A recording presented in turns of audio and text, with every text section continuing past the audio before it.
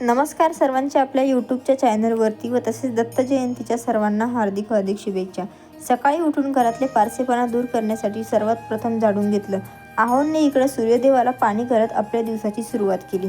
खूप छान आणि भारी वाटत होतं। बाकी काय आपल्या बायकांचं रोजचंच घराणं, डब्बा आणि त्यात स्वयंपाक करा, नंतर ड्युटीला जा, हो की नाही। तब्येत बरी नसल्यामुळे आज दत्त जयंतीची पूजा व थोडं अर्चनाचा पाठ आहोंकडे सोपवलेला होता। त्यांना म्हटलं करा जरा देवपूजा वगैरे सगळेच काही आजच्या दिवस तरी ॲटलिस्ट। त्यांनी देवपूजा करून घेतली आणि स्वामींना दिवा लावला। नंतर त्यांनी छानपैकी स्वामींना अगरबत्ती लावली आणि छान पद्धतीने प्रार्थना केली। काय आहे ना, आपल्या कल्पना ह्या थोड्या देवापेक्षा वेगळ्या असतात। आपल्याला असं वाटतं की माझ्यासाठी हे चांगलं आहे, माझ्यासाठी ते चांगलं आहे, परंतु देव आपल्याला तोच देत असतो जे आपल्यासाठी चांगलं असतं। त्यामुळे आपण कधी पण ना आपल्या कल्पना या बाजूला ठेवून देवाच्या कल्पना या नेहमी स्वीकाराव्यात। चला तर मग आता आपण स्वामींच्या अभिषेकाची तयारी करून घेऊयात। तर अशा पद्धतीने आम्ही एका वाटीमध्ये दही काढून घेतलेलं आहे आणि तसंच आपण आता दुसऱ्या वाटीमध्ये दूध पण काढून घेणार आहोत।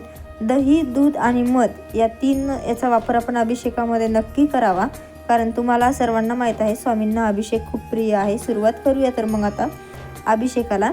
तर आपण अभिषेकाची सर्व सामग्री एका ताटामध्ये काढून घेतलेली आहे। तुम्ही बघू शकता स्वामींची मूर्ती घ्यायची आहे, तीच तुम्ही एका पितळाच्या ताटामध्ये ठेवा। तुमच्याकडे जे असेल ते छोटंसं घंगाळ वगैरे घ्या आणि ती त्या ताटामध्ये ठेवा। नंतर त्या मूर्तीवरती तुम्ही 3 पळे दही अर्पण करा। नंतर तसंच 3 पळे तुम्ही त्यावर दूध पण अर्पण करा आणि नंतर मध पण अर्पण करा, कारण स्वामींना अभिषेक म्हणजे खरंच खूप आवडतं, हे तुम्हाला माहीतच आहे। आणि स्वामींना पिवळं जे वस्त्र असतं ते पिवळं वस्त्र पण खूप आवडते। स्वामींना चाफ्याचे फुलं पण खूप आवडतात। तर थोडी माझी तब्येत बरी नसल्यामुळे मी काय ते आणू शकले नाही, पण जशी होईल तशी छोटीशी का होईना सेवा आज यांच्या हातून घडती आहे, तर छान वाटतंय मला पण। तर आता मध नसेल तुमच्याकडे तर तुम्ही दुकानामधून मध विकत आणू शकता आणि स्वामींच्या मूर्तीवरती मध अर्पण करायचं आहे।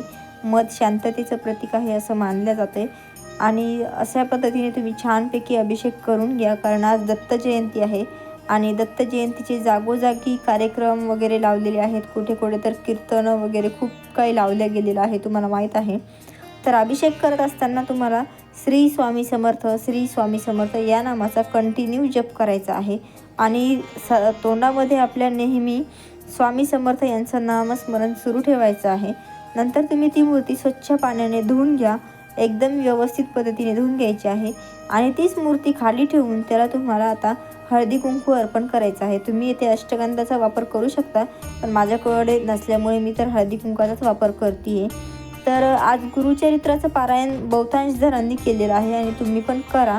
तर आमच्याकडे गुरुचरित्राचं पारायण नाही झाल्यामुळे आमच्या आहोंनी आज गुरुचरित्रामधला महामेरुमणी म्हणजेच 14वा अध्याय वाचवण्याचे ठरवलेले आहेत। तर तुम्ही बघू शकता गुरुचरित्रामध्ये सर्वात मेन महत्त्व ज्या गोष्टीला दिलं गेलेलं आहे किंवा ज्या अध्यायाला दिलं गेलेलं आहे तो अध्याय म्हणजे 14वा अध्याय आहे। कारण 14व्या अध्यायामध्ये सायनदेव महाराज यांची गोष्ट सांगण्यात आलेली आहे। हे तर तुम्हाला पण माहीत आहे की सायनदेवाला एक मुसलमान नावाचा एक जो माणूस होता तो त्यांना शरण गेलेला होता, असं या अध्यायामध्ये आहे। मला पण फारसे माहीत नाही पण आहे। तर आज आम्ही अशा पद्धतीने 14व्या अध्यायाचे छानपैकी पारायण करून घेतलेले आहे। 14वा अध्याय वाचन झाल्याच्या नंतर आम्ही आज श्री स्वामी समर्थ, श्री स्वामी समर्थ या नामाचा जप करून घेतला। नंतर ओम ह्लीं क्लीं चामुंडाय विच्चे स्वाहा या पण नामाचा जप केला।